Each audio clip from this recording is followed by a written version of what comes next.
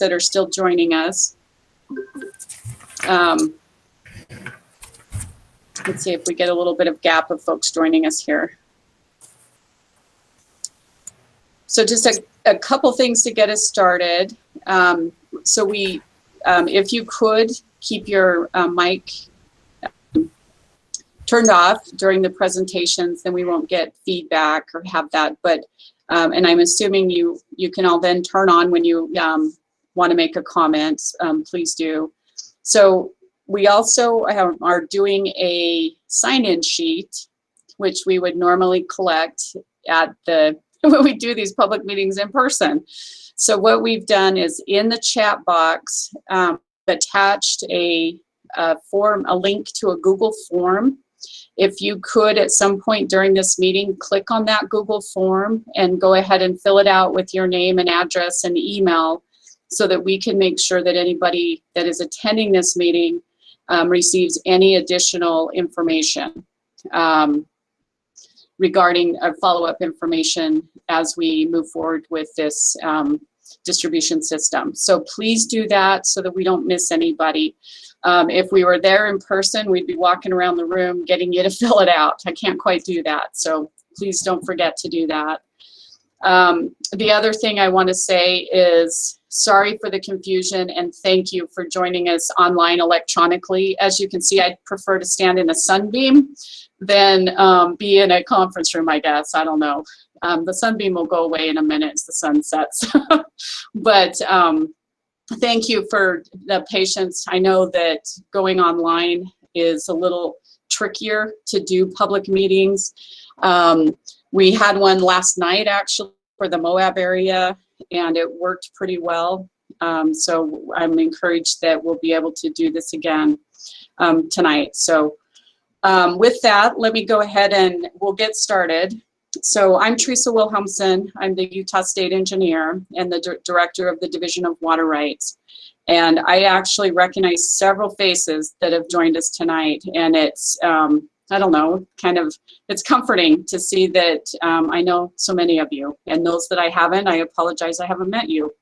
So at some point, hopefully we will get the opportunity to meet. So the main purpose of this meeting tonight is to talk about a distribution system, a water distribution system for the Hobble Creek system. And we're going to go into a lot of details of what that means. There are currently, and this is kind of part of history that you guys are going to be able to participate through or participate in. Currently, there are about 36 distribution systems across the state on various river systems, even groundwater systems. The last one that was set up was about 5 years ago, and it was the Cedar City Pumpers. It's a groundwater system that had been set up as a distribution system. So what we're going to talk about tonight is the Hobble Creek distribution system that is part, the adjudication, the special master had said that we need to get this going. So we know that we've needed to do this for a while and we're getting it going. And this is the first meeting to talk to all of you about what that means. And so I am actually going to turn, yes. Thanks, Leslie. It is the meeting, another point, and I see Tyson. Hi, Tyson. You just signed in. The meeting is being recorded tonight, and it will be posted to our website for this meeting. So you can go back, hear comments. If there's some information you didn't quite capture, you can listen to the meeting again. So it is being recorded. Thanks for pointing that out, Leslie. So let me go ahead. I'm going to introduce Jared Manning for those of you who haven't met him. Jared Manning is the Assistant State Engineer over our distribution, well drilling, and enforcement section. It's our field services section. And Jared is going to go through this process with you. He oversees all of the existing systems and will help work through getting this one established. So I'm going to turn the time over to Jared. Jared? Okay, thanks, Teresa. First thing I'm going to do here is share my screen, and we'll see how well that works. Usually it works pretty well for me. We'll see this time.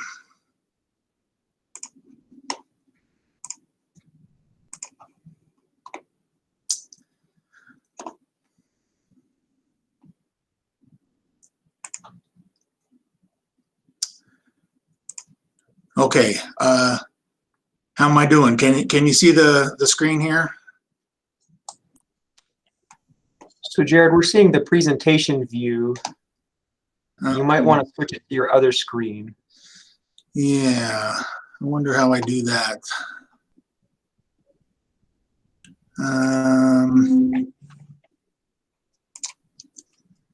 Now what are you seeing? Probably.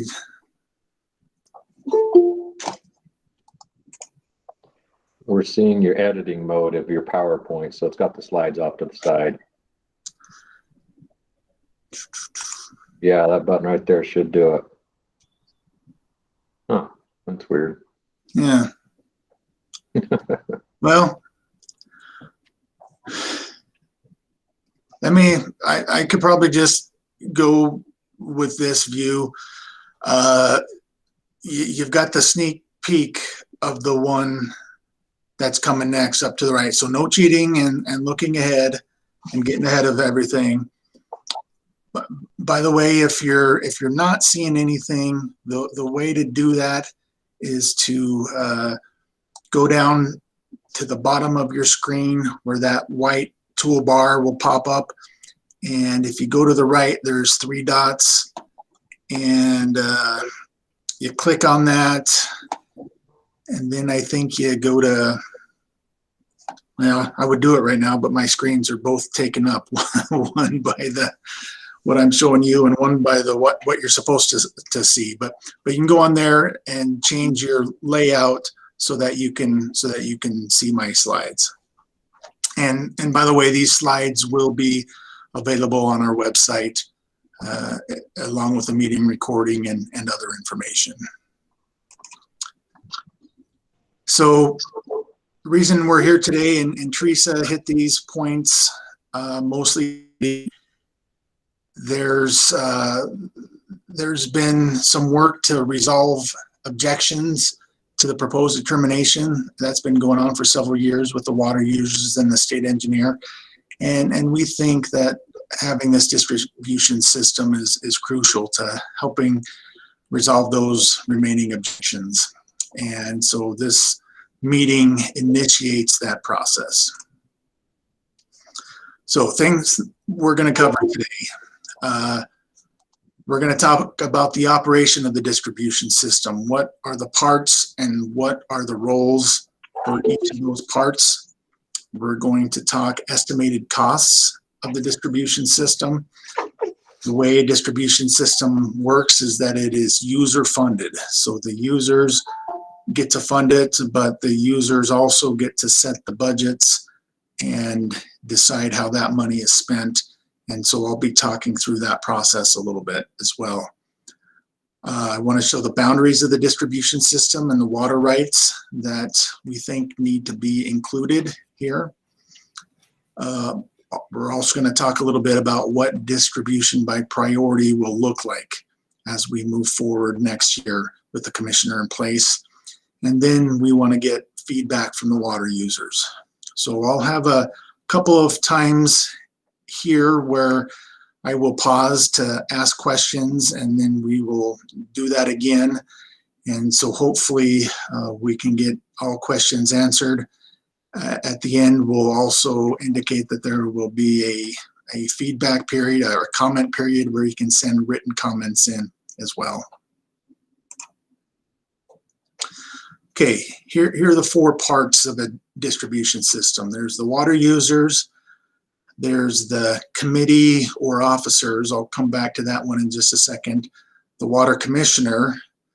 The water commissioner will be the star of the show once that person is selected and put in place, and the state engineer.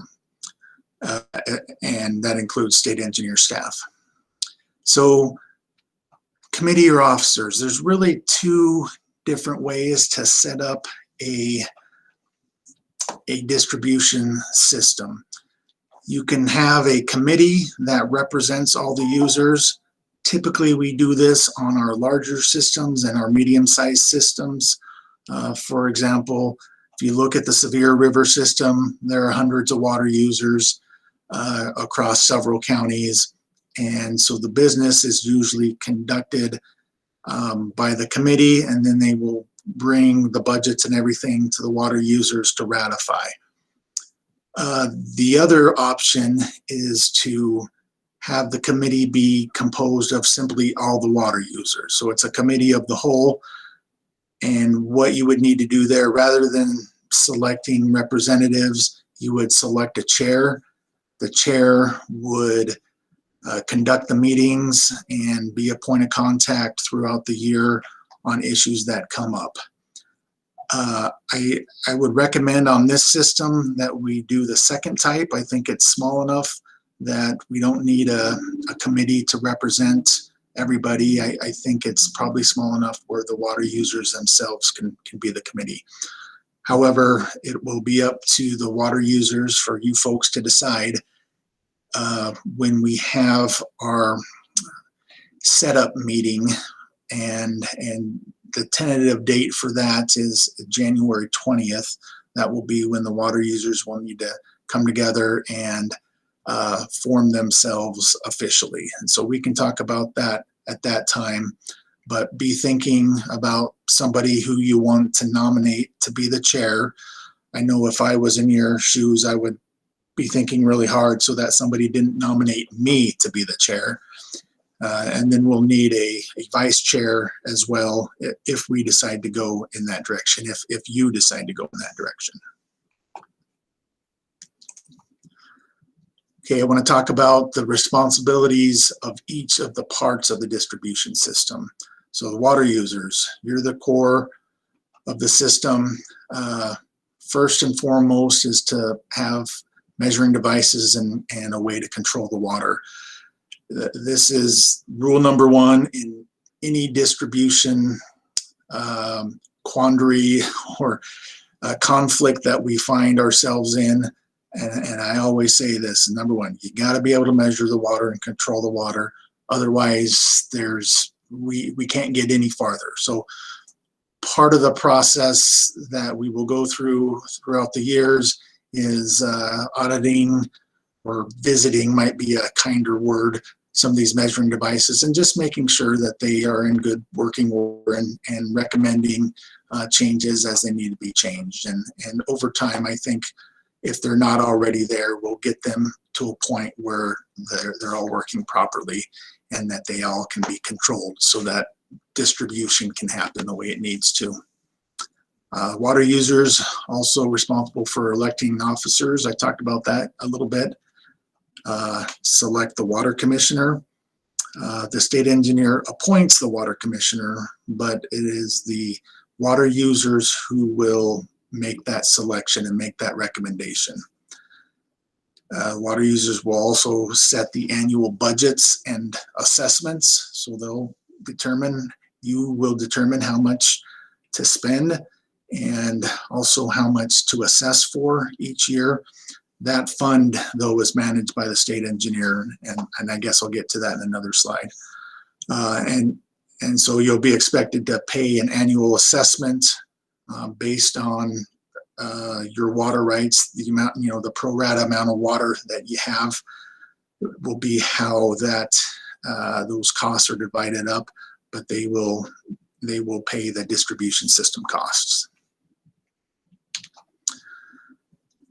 So I'll talk a little bit about the officer responsibilities. As I said, I'm recommending we simply have a committee of the whole with the chair.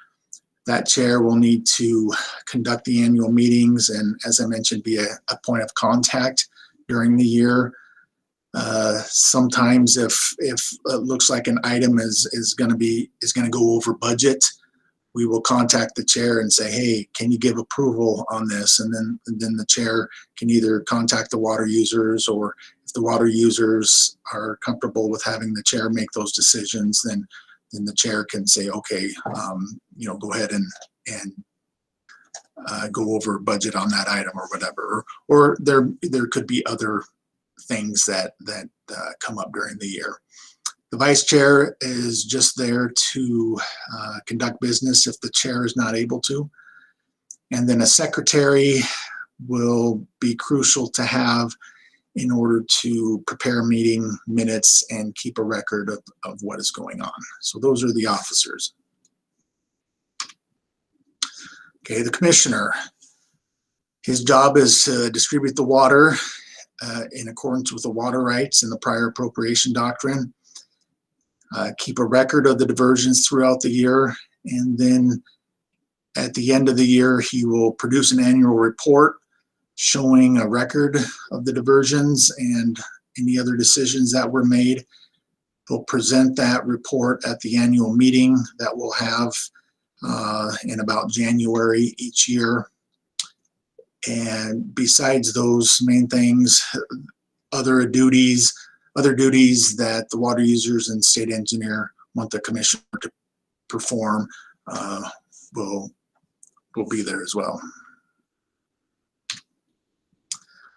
Okay, the state engineer's responsibility is to appoint the commissioner, as I talked about, upon the recommendation of a majority of the water users. State engineer manages the water commissioner fund. So we will send out the assessments to the water users. Those funds will come into an account in our office, and then we will pay the expenses for the commissioner and other expenses out of that account. We will also be training and directing the water commissioner in distributing water in accordance with the water rights. And the engineer from our office that will be over this system is Dave Horsley. He actually works out of Price, but he will be the one most directly involved in helping the commissioner, getting them up to speed, and then overseeing this as things move on. So for now, I am going to take questions, but I'm going to exit out of there so that I can actually see the other screen where the people are talking, so I can see who I'm talking to. So are there any questions about anything that we've talked about to this point? This is Janice Reed. I would like to ask if this system then essentially replaces the Hobble Creek spring irrigation system. Janice, I heard you right up to the point you said you wanted to ask if this system replaces, and then I didn't hear what you said after that. The Hobble Creek irrigation system that's been in place? No, it won't. So I think you're talking about Springville Irrigation Company. Correct. Okay, so it won't replace that. Springville Irrigation Company will be one of the users on the system, just as Mapleton Irrigation Company will be, Springville City, and each of the water users up in the canyon. Well, I should clarify that. If you're a shareholder in the company, then you are actually represented on this system by the company. If you have a private right, in other words, not shares in the company, then you will be a water user represented in this system. So I hope that makes sense. Yeah, and I just saw Leslie's comment there that popped up, and that's exactly right. The shareholders don't have a separate account. They don't have a separate vote. They are all incorporated into one giant water user, the irrigation company. Okay, any other questions? I would just like Yes. to ask a follow-up, please. I'm sorry, go ahead. I was just going to say, Jared, is this river commissioner, water commissioner going to be standalone with Hobble Creek, or will it be combined with, say, Spanish Fork, and there will be an assistant commissioner to Ed Vidmar that runs the Spanish Fork system? Okay, good question. There was some talk at the beginning. Should we just kind of meld this with the Spanish Fork system and have it be a deputy? I think at the end we decided to make it a standalone system. And so it will not be part of the Spanish Fork system. Okay, thank you. Okay, Janice, you had a follow-up as well? I was just asking if there would be representatives from each of those groups that would serve on the committee that you were describing. For example, from Springville, from Mapleton Company, etc. And then how would the water users who have rights directly registered with the state make those decisions? Will there be some sort of communication about who those people might be? Yeah, good question. So the way it'll be set up is on an account basis. And so each water user will be set up with an account. With an account, you also get a vote in the system. And so the water users who have water rights registered with the state, each of those water users will have their own account. And at least if we go the with the second option that I was talking about, as far as setting up the distribution system. The other option would be, for instance, to combine certain parts of the canyon and say, okay, everybody in here, you need to select one person to represent you on the committee. That's another option. My sense is that we don't have a large enough group where that'll be necessary, but again, we can discuss that at the meeting when we set this up and ultimately vote on it if we need to. But we will set up these accounts, and each year we will send out a notice of our annual meeting where we set the time. And so then you will just need to show up there, and there will be an agenda to run through all the items where you vote on the budget, put a commissioner in place if need be. Commissioners are appointed for 4 years. And so it'll be easy to remember when the commissioner's up. It'll just be on an election year for you guys. But that's how you'll be noticed, is in a mailing. We'll probably start doing more emailing as well to notice you on that. Okay, any other questions? I'm sorry. Jared, Yes. this is Neil Strong. I live in Springville. And I noticed that there are some other representatives from Springville involved in this group. But one of the things that is concerning to some of the water users on my side of Springville, which is the east side, there's a highline ditch that comes out of Hobble Creek. And none of those users, to my knowledge, received any kind of a notification of this meeting today.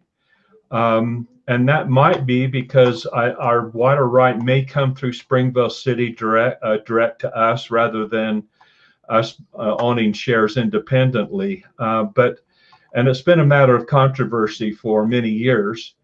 But I'm wondering if you are prepared to expand your scope of participants, not only in this meeting, but in future meetings, something so that people that you may not have notice or you may not have evidence of water rights, but are really receiving and utilizing the water out of Hobble Creek will have a method to communicate, to be represented, something to that matter. Are you familiar with the fact that there are water users in Springville that take water directly out of Hobble Creek? Yeah, you're talking at the highline ditch there at the city dam. Yes. Uh-huh. Yeah, I know there are some water rights there. If we missed you, on that, we need to get you on there and get an account for you. If you are just I shouldn't say just a shareholder. If you are a shareholder in the company or just a citizen, we can also put you on our mailing list to make sure that you receive notices of the meeting. And then your way of getting representation would be to work through either your elected representatives from the city, if you're a citizen working through there, or if you're a shareholder, it would be to work through the officers of the company that way. So that's sort of the path there to get representation. Okay, and so who should take the initiative to get you? I mean, there are about 70 users on this Highline ditch, roughly 60 or 70. And in terms of who's been notified, I know that most of my neighbors here, some of these people have 10 or 20 acres of ground that they plan on using this water to irrigate with. And it's been a matter of debate for 100 years, really. But how do we go about getting our names and email addresses and telephone numbers? The city has all that information, but they've been reluctant to share it with. We've tried to communicate with the other users in our area, and the city says, well, that's confidential information, and we really don't want to let it out.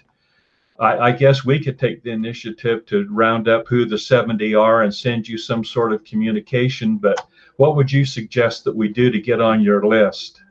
Yeah, I think that sounds good. I had no idea there were something like 70. I thought there were more like 2 or 3 because that's what our records show.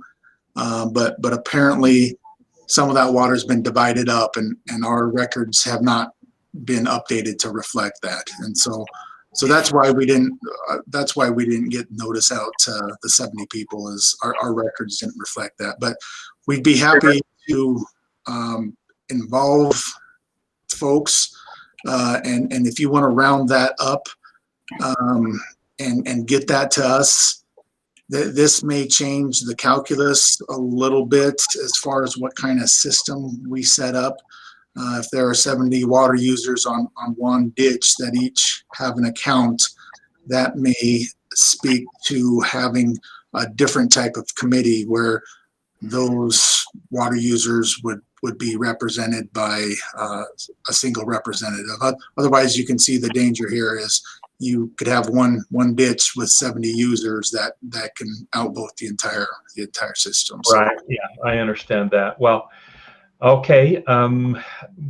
So basically, what you're saying is the ball is in our court here, is on the Highline ditch users to get you more information. Is that what you're saying? Yep. Okay. Jared, can I clarify one thing? Sure. Most of the Highline Canal water users do not have their own water rights. They're receiving water from the city under the city's water rights to the Highline Canal. Just make it more clear. And for Mr. Strong, Jared, could I say something as well? Yeah. Mr. Strong, this is Ross Hansen.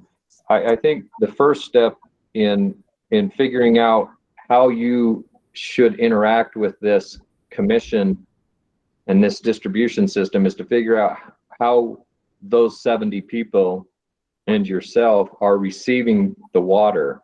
Is it through shares of stock? Is it through the city? Or do you have a water right? And like Jared said, if you've got a water right, then your representation on this body would be yourself. If you're coming to the table through an irrigation company as an owner of shares, then your representation on this body would be through the company. And similarly, if your water's coming to you through the city system, your representation on this body would be through the city. So it's important that you and those 70 people understand how your water is coming to you, or how is your ownership of your water. Very important you know that.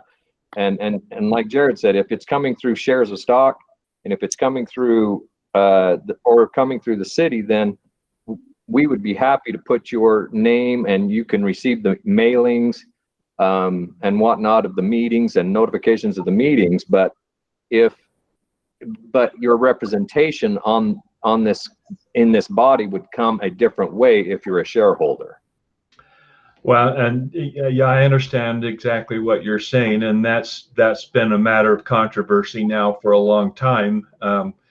Agreements were made years and years, decades ago, as to whether we had water or not, and there's a difference of opinion between us and the city in terms of whether we deserve to have the water continue to be delivered to us. But so I understand what you're saying, and Springville City probably, I don't know this for sure, but as I remember, they own the water, but they also agreed years and years ago, clear back to the turn of the century, really, they exchanged water out of Spring Creek for water out of Hobble Creek. That Spring Creek water was previously used to water our area here.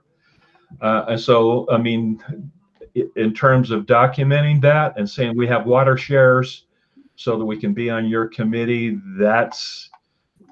it makes sense, yet it's probably not something that we can resolve just by saying, yes, we have water shares, or no, we don't have water shares. We have an interest, though, and an ongoing interest in over years and years of getting our share of the water that was taken when Spring Creek water was taken. So, but that might be between us and the city, but on the same at the same time, we don't want the city to go ahead and make all the decisions that might cut us out of water. And that's kind of the way it's been going for a while, and not for a while, for a long time. You know, they've given us an ultimatum. They want to cut the water off in 5 years. Well, and they've come up with maybe different options as to how we can maintain water use, some of which are very expensive, and all of which throws the burden of delivery on us rather than the city. So anyway, the bottom line for me is we need to be represented here, and I don't think the city probably is going to represent us in a way that we want to be represented as water users. And I'd like to send that to you, Jared. I understand what you're saying about that you're only concerned about water right owners, but yet to us in a sub-degree fashion, we're water right users, and why we have water. It might be controversial as to how we have it and why we've been using it for 100 years, but we have water, and we just want to be represented. Okay. I do know that in the proposed determination that we issued, it was actually the addendum that we published in 1992. That is where we identified the water rights in the Highline Canal. And I know we identified the city, and I think there were a handful of other water right owners that we identified as well. You know, a handful, nothing near 70. So I guess the way I was thinking about this is that those individuals that we identified in that PD were water right holders. But, you know, this is probably something we ought to give a little bit more thought to and determine just how the makeup of the committee is going to be with those users. And I may need to get some more education on exactly how that happens. But I think the concept that we've presented is sound, which is that if you're a shareholder, you know, you gotta operate with the company. If you're a citizen receiving water from a city, you gotta operate with the city. Maybe this is a third category, I'm not sure, but but we probably aren't going to be able to solve it and address it all right now. But I do appreciate that comment. All right, thanks so much. Okay, we've got some comments that are being typed by Jamie, and let me just read through these real quick. It says the water right provided to the Highline Canal users is from water purchased by the city and the Strawberry water users via Strawberry water diverted into the Highline Canal. The water from Spring Creek was exchanged for Strawberry water. That was to replace Hobble Creek water. This affects the priority date of the city's water rights in Hobble Creek. They are not all 1861 priority. The priority date is the date the exchange for Spring Creek took place.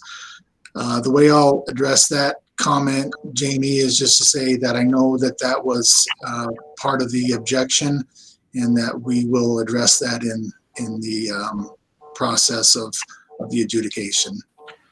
Jared, I have a couple of questions if you got to. Okay, I do have one more comment here that I want to read from Jamie. It says, well, the documentary proof is under the scanned documents in the file. Over 300 documents provide all the evidence needed. Okay, so that's just part of that other comment. So go ahead, Leslie. This is Leslie Slom, the attorney for Hidden Creek Water Company. A couple questions. You said that the key to the system is measuring devices. Who pays for those devices? Does each water user have to pay for its own device, or is that being done by the water commissioner? And a related question, we have a lot of questions about the mechanics of how this works. Are there going to be more details coming out on the mechanics of how this works before the January meeting, or is that going to filter out later? Okay, so the answer to the first question is it is the water user's responsibility to provide their own measuring device, and control works. That's part of statute, and so that's not something that the commissioner or the committee is responsible for. As to the mechanics of it, I do plan to address that in some later slides in this presentation. Thank you. Jared, I had a couple questions. John Carlson here. Sure. The first thing, I was wondering about the name of the distribution system. Is there an official name yet, or are you still working on that? Hobble Creek Distribution System is what I'm thinking of calling it. As long as there's not some other entity that's named that, I think that's probably what we'll go with. Okay, perfect. The other questions are, is the two positions, the water commissioner and the deputy commissioner, are they going to be full-time positions? I'm not thinking that we're going to need a deputy. I'm thinking we'll just need one commissioner to do it. And I don't think that he will be full-time, like employed throughout the year. And we'll talk about this a little bit more when we talk about the costs. But what it boils down to is it's going to be, what are the water users willing to pay a commissioner to do? And I've got some estimates on that, but I don't think it'll be anything near a full-time job. Okay, thank you. Okay. Any other questions before I start sharing my screen and move forward? Jared, you had another comment come in. Text comment. Okay, how will the contribution of Strawberry water to the flow of Hobble Creek be measured? I understand that is measured in the pipeline before it gets dumped into the creek, and so we would depend on the measurements that are provided by the irrigation district, who I believe is the ones responsible for that. Okay, I am going to start sharing my screen again and keep moving through those slides.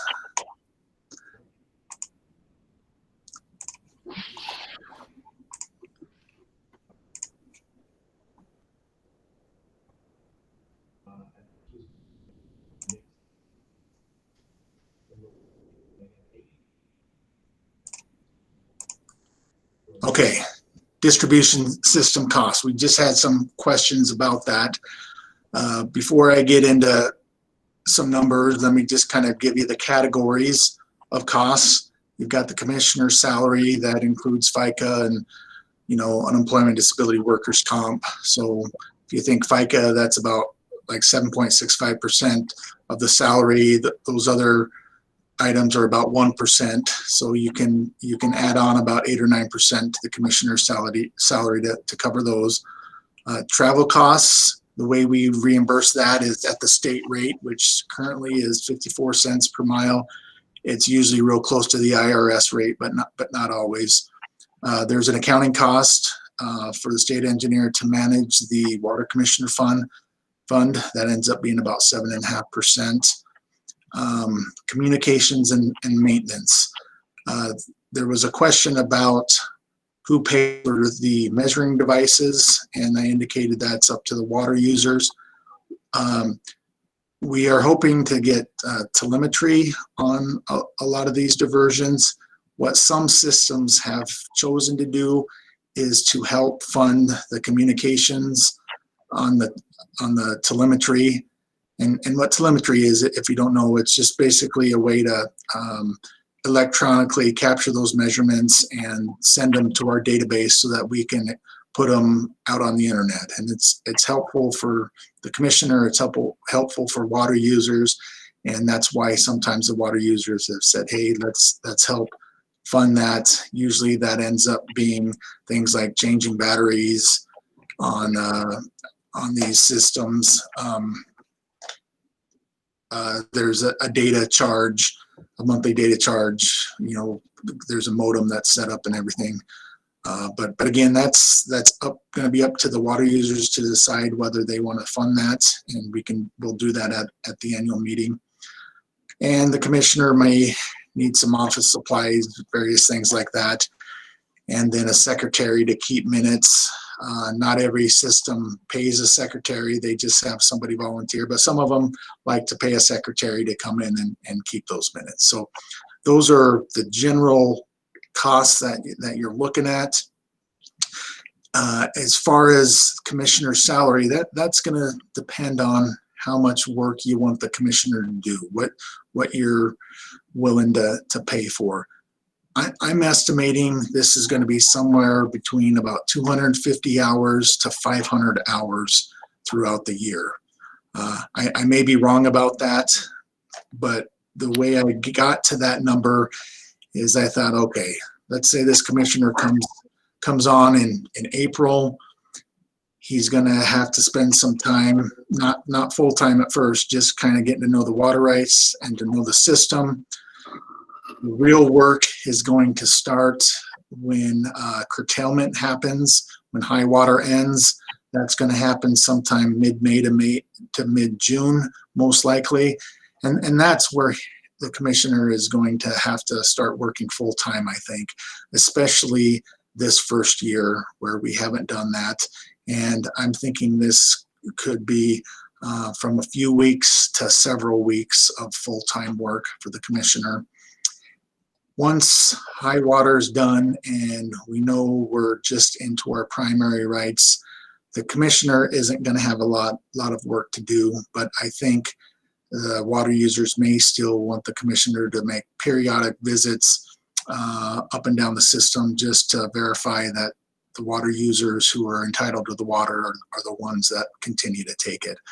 And so one more thing I should add, the commissioner will need to make a report, put that together, present it to the water users, and also, as I mentioned before, probably need to spend some time on the system, getting to know these diversions and measuring devices, and trying to recommend places where they need to be upgraded.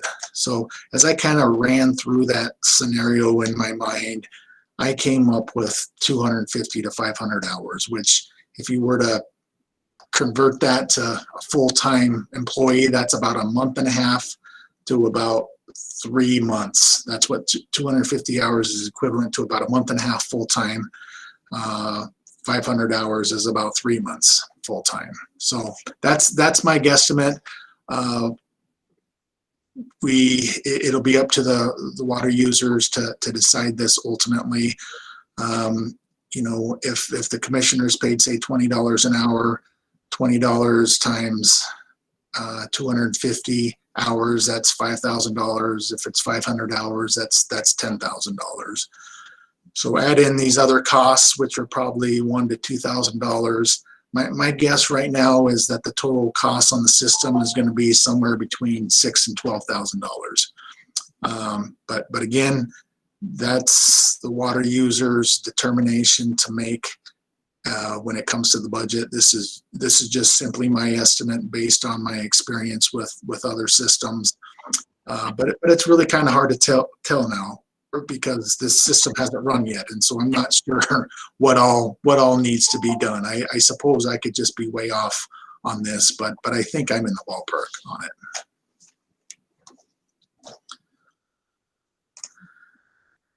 Okay, let's talk about the water rights that will be included in the distribution system.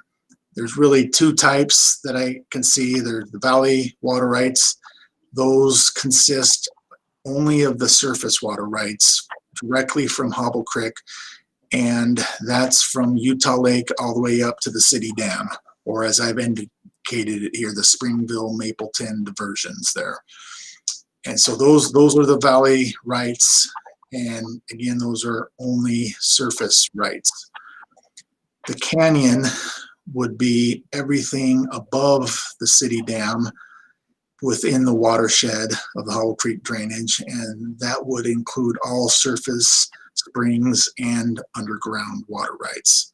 So it's a little different in the canyon because it includes the underground, where the valley only includes the surface water rights. One thing I should point out, and I've prepared a priority schedule that has all the water rights that we think will be included in the system. It's on our website at the same place that you went to get to this meeting. There's an Excel spreadsheet there that you can download and look at. It is very similar to one that was sent out to various parties, I think, in the summer. But there are a few changes on there that you ought to be aware of. The one change is that previous priority schedule included some of the springs that were in the in the valley, especially some of those springs that were near the mouth of the canyon. As I looked at that, I was having a hard time determining whether those springs really were tributary to Hobble Creek, and I ended up taking them out of the priority schedule, so they're not there. That's the priority schedule we've got is a draft priority schedule, and so if you have a strong opinion on whether that's the right thing to have taken those water rights off the priority schedule, then that's the kind of input that I'm looking for. The other change that we made was that we added a single water right. Our initial priority schedule only included water rights above Swenson Dam. As we talked with some of the water users, we realized there's some other water rights, really just one company that has water rights below Swenson Dam. So we added that water right to the priority schedule. And so in that respect, it'll be different than the one that we distributed earlier. So those two respects, really. We added the one below Swenson Dam, took off some of the springs that were in the valley. Other than that, there may have been some cleanup and things that we did. But again, we'll let you look at that priority schedule, and if there are still changes that we need to make, then we can make those still. It's just draft at this point. This is a boundary of what I just described. You can see just on the far left of that slide, you can see Utah Lake, East Bay of Utah Lake just kind of peeking in there, and you got Hobble Creek up to the canyon. So all the surface water rights, and then you've got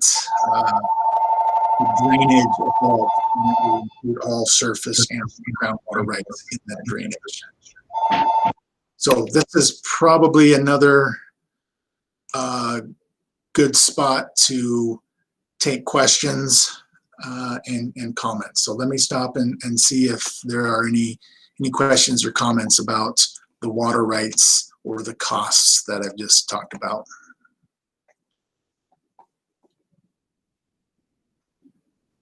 Jared, you just happened to say the water commissioner only. You're not talking about a deputy commissioner then. Right. Unless the water users really thought we needed a deputy commissioner and were willing to pay for a deputy commissioner, we could certainly do that.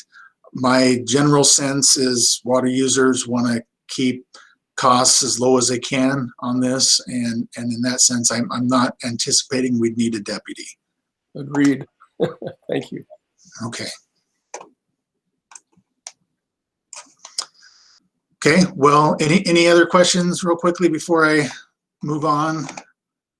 Jared, this is Janice Reed. Sure. I would like to ask a question since I'm running out of battery. Okay. Are you the person that we might address individual questions rather than taking everybody else's time during this meeting? In particular, I'm looking at a dual spring and well system that serves Upper Whittemore Canyon Water Company and also Hidden Creek Water Company that was approved in the very beginning. The system is still tied together, and I'm wondering if that will be split apart. Okay, so you bring up a good point. If you got specific questions about different water rights and stuff, I would be a contact person. Another person would be our regional engineer, Ross Hansen, and another person would be David Horsley, who's going to be the distribution engineer over this. So just depending on whether your question is more distribution related, in which case it would be Dave or I, or if it's more water rights related, then I think it would be Ross that you'd want to talk to.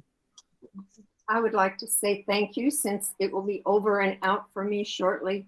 And I appreciate the information that I've gleaned. And can you tell me if this is being recorded? Did you say that this would be at the website that where we joined this? Yep. It'll be at that website. It'll actually be moved.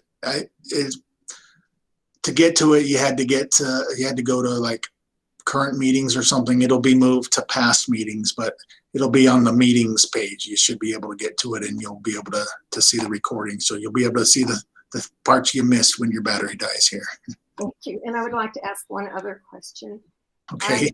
I happen to be a Springville Irrigation Company water shareholder, but I'm also a patron of the Bartholomew pipeline. So I get culinary water from one, irrigation water from another.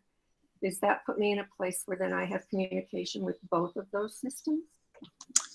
Yeah. When you say the Bartholomew pipeline, is that the city pipeline?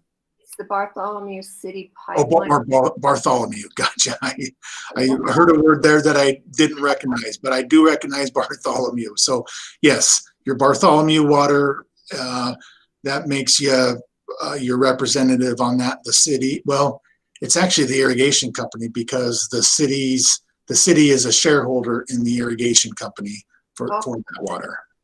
Thank you again. I appreciate all the comments. Okay. Okay, I will keep plugging along here. So let me share my screen again. Hey, Jared, there is a comment on some strawberry water. It's kind of what I think it might be an involved question. I don't know if you want to address that now based off priority, or maybe address a little later. Okay, this is the most recent comment by Jamie. Is that the one you're referring to, Dave? That's correct. or let's see, the Jamie C. Yes. Okay, it's talking about the priority date that'll be attributed to the strawberry water that's introduced into Hobble Creek. The way that import water works on a distribution level is it is regulated at its, according to priority, at its source. And so it's regulated in the Duchesne River system, and that's how it comes to be stored in Strawberry. Once it is stored and then released, then it doesn't really follow a priority date. It's just water that belongs to, you know, in this case, it would be well, let's see, Strawberry water users through the irrigation district. Okay, which water rights listed in the distribution schedule are believed known to rely entirely or in part on the introduction of Strawberry water into Hobble Creek? I've tried to put a comment in the priority schedule if there is supplemental Strawberry water. If you notice, if you go through there and notice water rights that don't have that comment, let me know so that we can update the priority schedule. How will a determination be made as to the relative contribution of Strawberry water to any water right in the distribution schedule believed known to rely on Strawberry water, i.e. what portion will be considered native to Hobble Creek and what portions of Strawberry water? In general, those are shown as exchanges that have quantities associated with those. And so I think it will be quantified based on those exchanges that are filed. And so that'll just be dependent on each individual water right. And will there be a transmission loss calculated and assessed against Strawberry water until it reaches the lower parts of the regulated Hobble Creek system? I would say that's likely. That's a typical thing we do in distribution systems, is try and quantify what transmission losses there would be either from released storage water or from imported water. And I think it's important that we do our best to quantify that in order to best protect those direct flow rights that also take from the stream. All right. Let's see. Have I shared my screen yet? No, I haven't. A window. Let me go find it. Share. Hide. And I apologize that it won't show what I want to show. Is it doing it now? Is it working now? Yes. I don't know what I did any differently, but at any rate, cool. So let me move on. This is kind of the addresses a question that we had before as far as the nuts and bolts and how distribution is going to occur.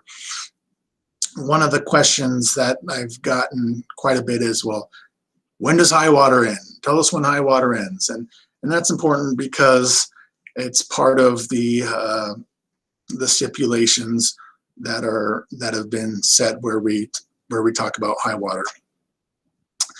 The way I look at this system, Hobble Creek, is the way that I look at any other system in the state. As Teresa pointed out, we've got 36 distribution systems, and we just distribute the water by priority.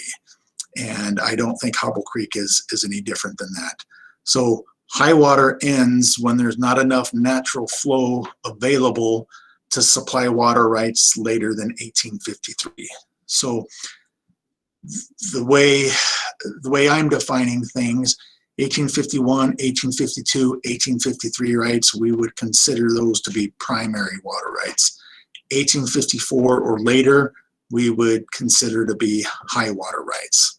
So that's the definition that I'm espousing. I don't know if that's different than how people have thought about it. But the point is that once there's not enough water for those 1854 or later, those high water rights, then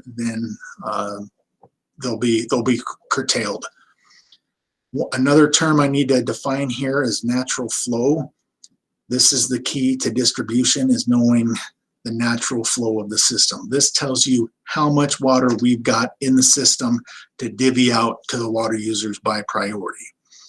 And the calculation for natural flow is the same essentially on all systems. It's just a simple mass balance equation. You add up all the inflows, or I'm sorry, you add up all the outflows, you minus all the inflows, and then you add any change in storage. Hobble Creek doesn't have any storage reservoirs, at least not significant storage reservoirs on the system itself. And so all we're talking about is the sum of the outflows minus the sum of the inflows. The outflows are simply all diversions plus any water flowing past Swenson Dam. The inflows would be the import strawberry water, plus any tail race water from the from the power plant. As it comes back into the system, you subtract that out so that you don't end up counting that water twice. So that's, once you have that natural flow value, then you know how much water you have, and then you can move along your priority schedule and allocate it in priority until you run out of it. And wherever you run out of it, that's who gets cut off. And as that supply changes throughout the year, that cutoff point changes as well. And so that's how the high water will end, is just that there will not be enough natural flow in the system to stretch that far down the priority schedule.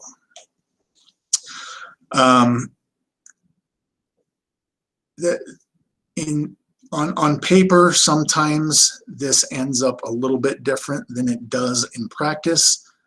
What I mean by that is that a water user does not always divert their entire allocated amount.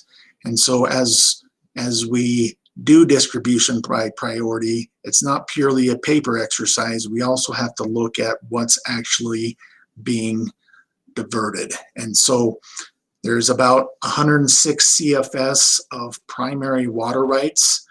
So if we're above 106 on our natural flow, that's an indication that there is some high water available, but there may still be high water available as we get below 106 if it turns out that not all the water that is there on paper is actually being diverted. So I've shown as an indicator high water is still available above 106, but as I talked about, there may still be some available as the flow drops below there. Another indicator that there's high water available is if there's natural flow going past Swenson Dam.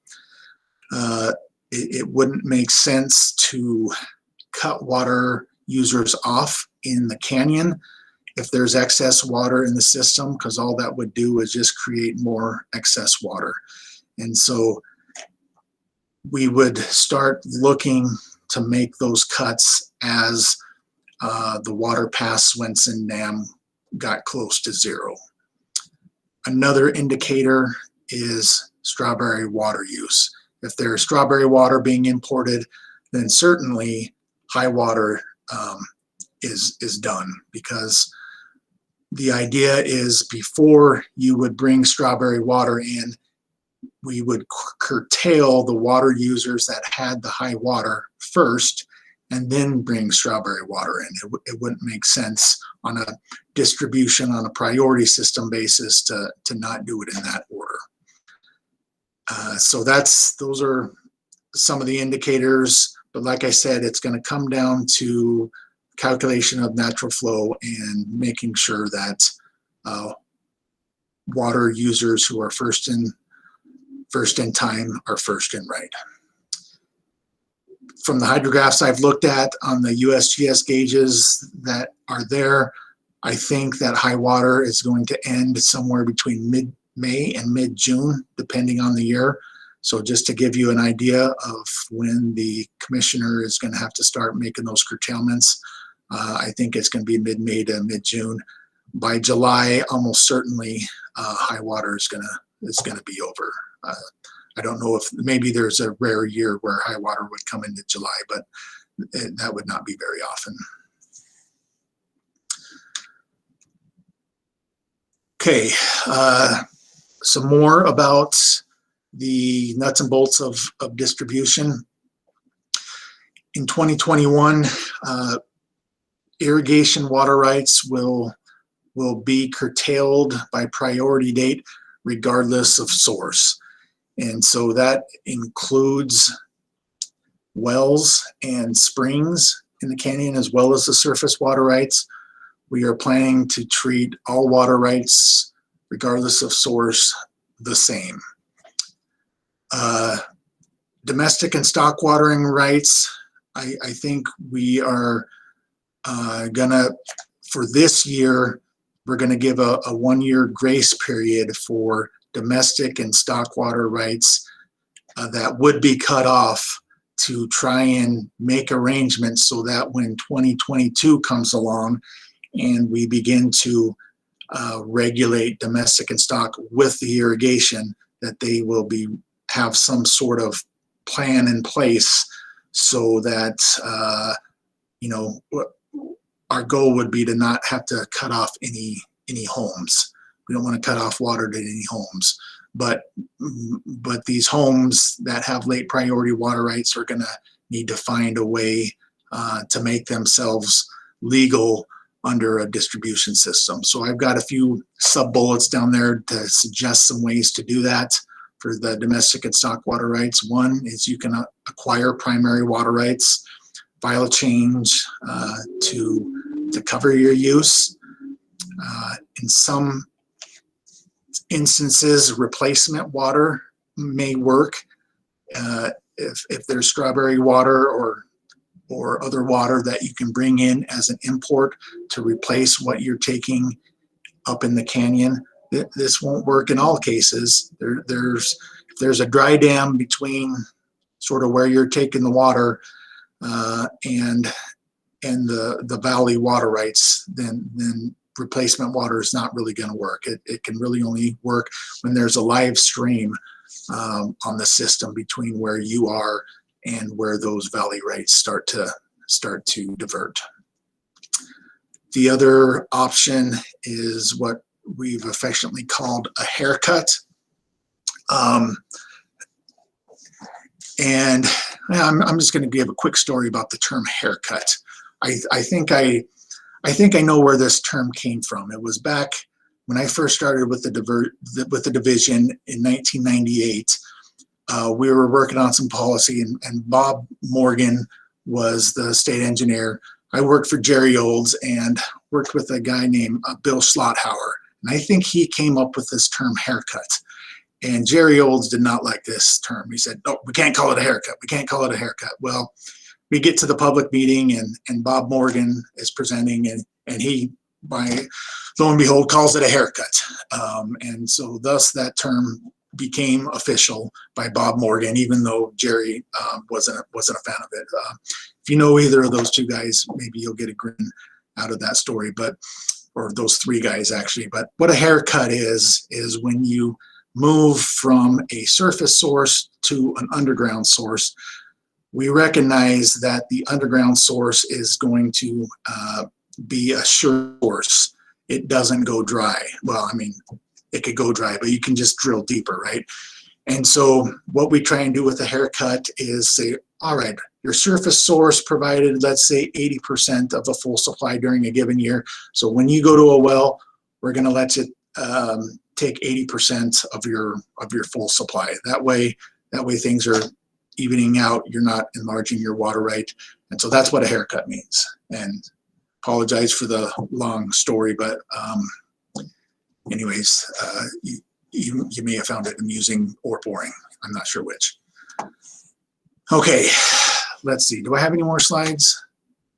I do have some more slides, but before I go to next steps, which I think is my last slide.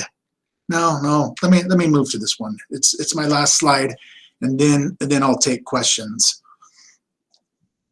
So where I think we want to go from here is we want to provide a comment period so that if there are questions or things that you think of after this meeting that you didn't get on the record and you want us to be aware of, you can provide written comments. And my next slide will show you an address of where to send those. I've talked about a tentative date for January 20th to bring the water users together to establish the system, the officers, set the budget and everything. And so that will come next. Once the water users decide how the system is to be set up, the state engineer will sort of make it official by issuing an order that describes the system and how it's to be set up. In the meantime, the water users will need to get together and hire a commissioner. And I'm saying by April 1st, that's the date that I'm shooting for. I'm hoping there's enough time between January 20th and April 1st to get a commissioner hired. If it takes a little bit longer than that, that's probably okay. But certainly we need the commissioner in place by, say, May in order to actually do commissioner duties. And it would be good to have some lead time as well to get him up to speed. And again, that commissioner is recommended by the water users and then appointed by the state engineer. Okay, so this is where to send comments to. I'll maybe leave this up here for a little bit and take any questions that are still remaining. So Jared, just real quick, could you also remind people to sign up on the link that's in the comments so that they can be added to the mailing list? Okay, yes, thank you. So the comment link, that's that little cartoon bubble there up your top right. If you go there, there's a link there that you can click on to sign up. While I'm there looking at it, I see that there are some questions on there, and let me hit those before I get to the other questions. So the first one from Jamie: how will the pro rata assessment obligations for distribution system costs be determined for water rights reliant on Strawberry water? That's a good question.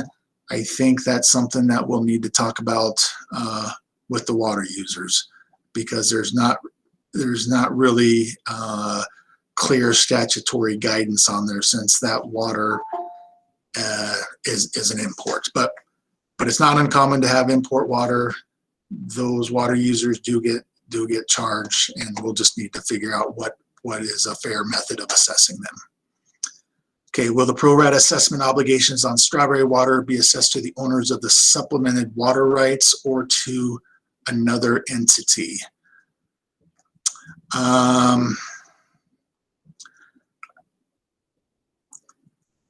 You know, now that I'm thinking through this, you know, there's sort of two types of water, Strawberry water.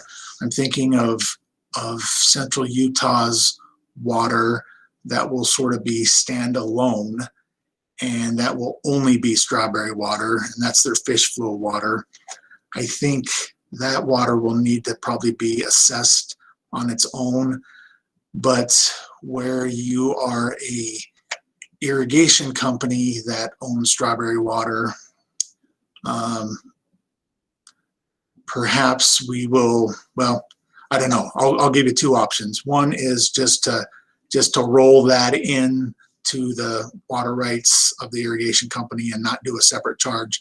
Another one would be to separate it out. And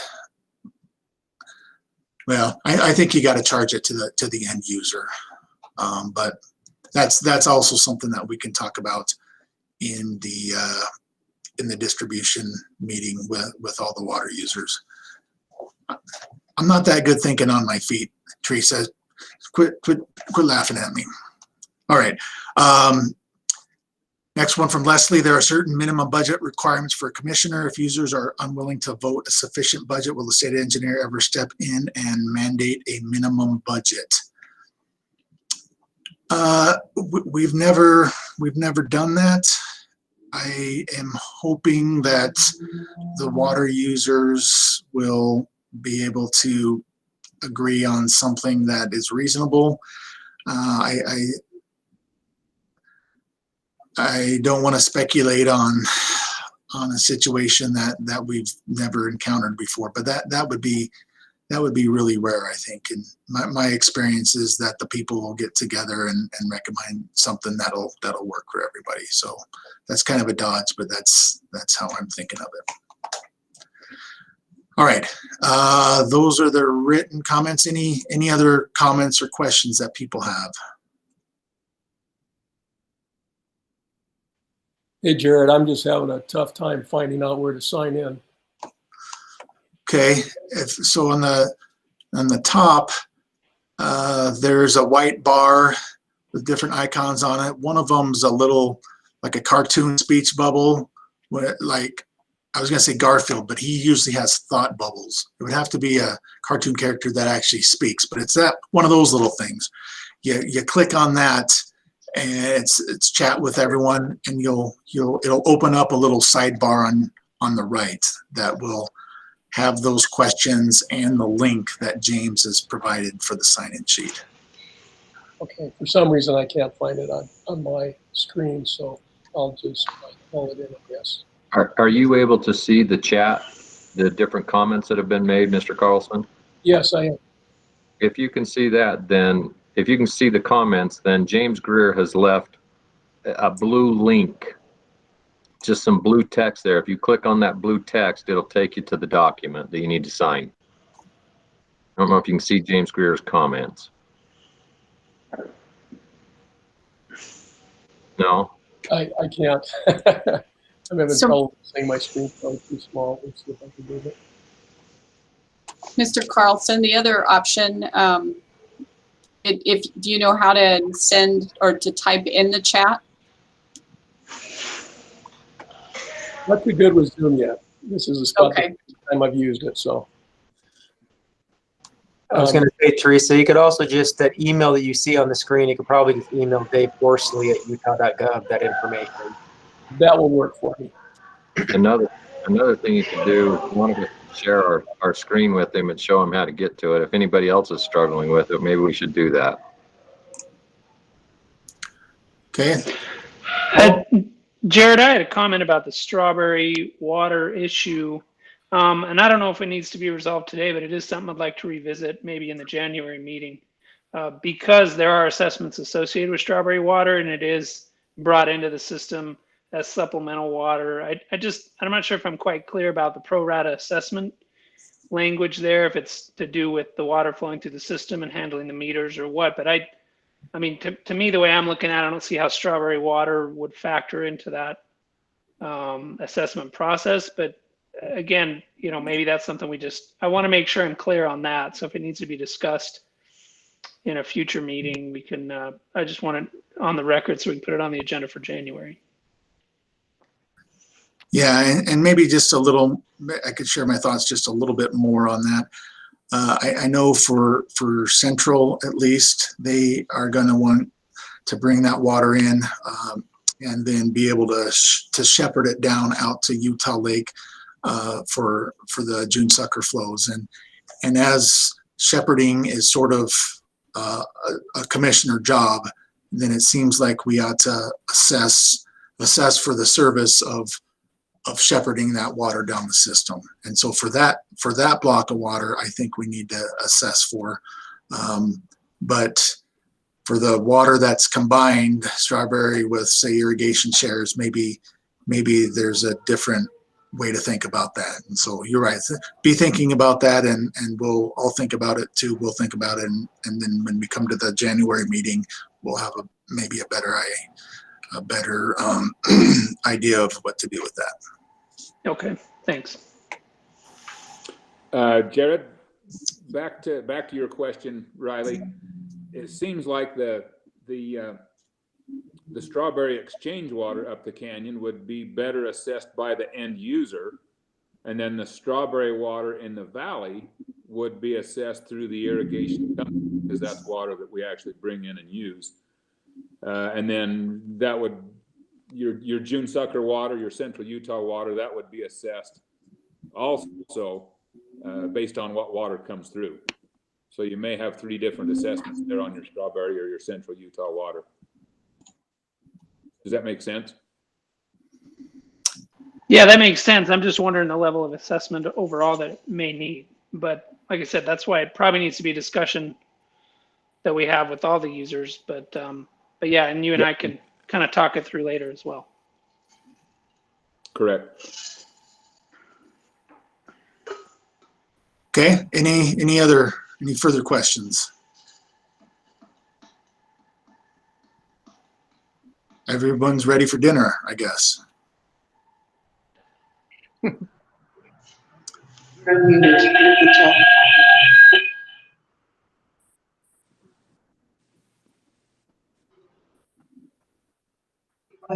Hello, this is Albert with the Springville Irrigation Company. Hi, Albert. Hi, how are you doing? Jared? Good. On that Yes. strawberry water up there, the water at Strawberry is owned by the district and water, and we deliver that out. Nobody owns Strawberry water. They have a right to use that water. Now, there's a few people with some individual rights, very few, that could be assessed on it, but most of that is the valley water assessments, and that would be included in our shares when you assess that amount. There is a few up there on an exchange basis that do have some right for Strawberry. They would have to be assessed individually for that. Yeah, I think I'm starting to get a clear picture in my head. You know, the underlying concept here is there's some work that has to be done by the commissioner to account for strawberry water and to regulate strawberry water. And so we need to assess those users of strawberry water in order to pay for the commissioner's time to do, whether it's shepherding, whether it's curtailment, or whether it's accounting. We need to be able to cover his costs. So however we decide to do that, we can do it. But I think we're thinking along the right lines. Okay. Any other questions? I will leave this. I have another question, Jared. Okay, sure. If you're gonna run it from the top of the Hobble Creek Canyon to the lake on it, and when these dams and we need strawberry water, is the commissioner gonna be the one that calls for that strawberry water, or is it gonna be my water master that calls for that strawberry water? Because he'll be dumping it into the creek and it'll be running down to the individual dams or wherever I pull the water out on the thing. That should be the strawberry water, the irrigation company's right on that strawberry that's called in and called out on the thing. Yeah, I'm thinking that's still going to be the irrigation company who calls that, but you'll want to coordinate with the commissioner to make sure that the commissioner has been up the canyon and curtailed all the high water rights before you want to start calling the strawberry water. So the 99-second feet at the dam, that's when you're going to call it out, or when we start to draw strawberry, because there's 2 different things that set up there by the state. Really, it's the 99-second feet up the canyon, out the upper dam. When there's not that water there, they're shut off. Which way we call yeah. And my answer to that, Albert, is it's probably not going to be when there's exactly 99 feet at the dam. And the reason is because the natural flow calculation has to, it adds up all the diversions. And so if there are diversions above the dam, and there are, And if there is make in the system below the dam, and there is, all that needs to be part of the natural flow calculation. And so that it's when the natural flow gets to 99 or 106, whichever number you're using there, that's the real indicator. But as I mentioned, it won't necessarily be exactly at that amount because the demand does not always match the paper water. And so I think a better indicator would be when there's no water flowing past Swenson Dam. So from the irrigation company's perspective, you know, they're anticipating, okay, we're gonna need to start calling strawberry water soon. So what you'll need to think is, okay, we're gonna start calling for canyon water first, and then you'll need to start coordinating with the commissioner so that he can make those curtailments. And once he does, then you'll have to go, okay, we've got all that water now, we need to start thinking about calling for strawberry water. So it's not going to be as cut and dried as measuring the water at one particular point in the river. It's just not quite that simple. I wish it were, but then maybe I wouldn't have a job if it were. So. Well, I can understand the people up the canyon, like Springville City has that right. It has to be calculated into the 99-second feet. Yep. And other than that, there is nobody else at that time unless I had a water user up there using water. And if he did, it had to be calculated into it.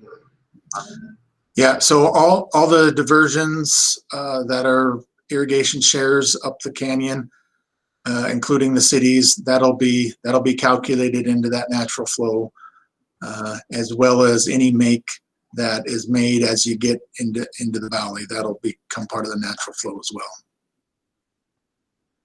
Oh, one thing I should also point out is that as water is moved out of the company to wells, and I know there are several pending applications by the city to move shares out of the company to wells, that will reduce, or will potentially reduce, the amount that the irrigation can take from the surface. So in other words, the irrigation company can't take it both at the surface and from the wells at the same time, which I'm sure you understand.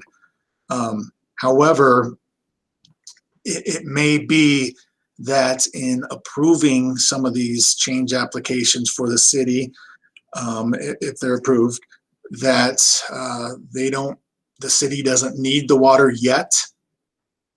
They're still growing into it. There's a process where, well, first of all, our assumption is going to be, if there's an approved change, that water needs to be taken out of the canal. But there's a process where you can get that water back into the canal if the city hasn't developed enough to use it yet. And that's something that we're writing into administrative rule right now. So I just want you to be aware that there's some other things that are going on, especially as this water gets moved out of the canal. So I kind of went over that sort of quickly. Does that make sense? Okay, Calvin's shaking his head, and okay, and Albert as well. Good. Okay, any other questions?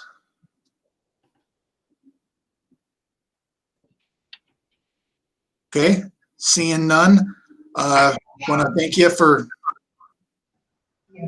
spending an hour and a half with us this evening. We'll let you get to dinner and I guess watch the election returns. Are they still coming back? I don't know if they've decided that in the last hour and a half or not, but I did check before the meeting and we didn't know who the president was yet. So I'll let you do it. Hey, Jared, I got one more question. Sure. Set up this committee now. How are you gonna do that on the thing? Setting up the committee for this. 20th of June. So we'll have a meeting of water users. The tentative date is January 20th. What we'll do is probably our first item of business will be to decide what kind of committee you want, and then to elect the officers. At that point, I will turn the meeting over to the chairperson of the committee, and the chairperson will then run through the business of the committee, which is setting the budget, deciding how the water commissioner is going to be selected. Maybe a subgroup needs to be put together or something like that, deciding on the assessment amounts and all that. So that will be done by the water users. January 20th is the tentative date for that.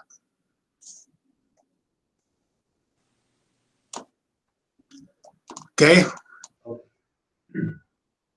Jared, it'll take me some time if we're gonna have a commissioner come out of for the water, or my water users down here in the valley.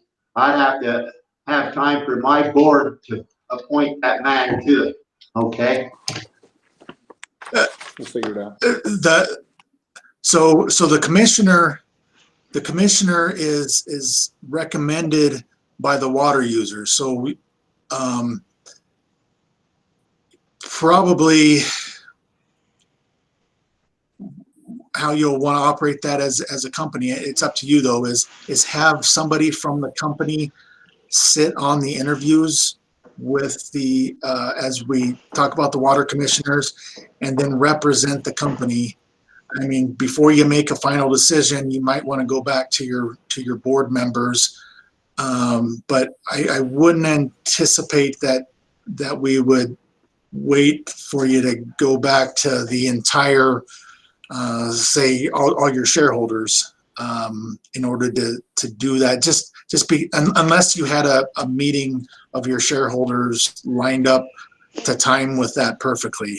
You know, we're going to have limited time between January 20th and the beginning of irrigation season. But it's up to you as a company exactly how you want to do that. We're gonna. See, I have an annual meeting with all my shareholders in December. December 9th. On the 9th of December. Well, so we'll talk about it, Albert, about how we want to be involved in that process. Yeah. Okay. All right. Appreciate everybody's time. Thank you very much. Thank you, Jared. Thank you. Thank you. Everything, and thank you, Teresa. Thank you all for all the work you've done. Appreciate it. Thank you. Good to see a lot of you. Teresa, Have a good night. you too. Have a great night as well.